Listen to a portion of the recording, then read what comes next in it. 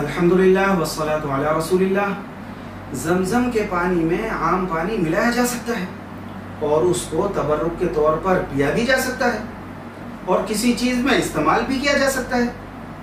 دوسرا پانی ملانے سے بھی وہی برکتیں اور فضیلتیں اس میں موجود رہیں گی، البتہ اس میں جتنا خالص زمزم ہوگا اتنی ہی اس میں زمزم کی برکتیں حاصل ہوں گی۔ اب اگر زمزم زیادہ ہو اور دوسرا پانی کم ہو تو اس کو تو زمزم کہا جا سکتا ہے، لیکن اگر دوسرا پانی زیادہ ہو تو اس کو زمزم نہیں کہا جائے گا، البتہ جتنا خالص زمزم اس میں ہے اگرچہ تھوڑا ہی ہے اتنی ہی برکتیں اب بھی اس میں موجود رہیں گی۔ الحمدللہ والصلاۃ علی رسول اللہ۔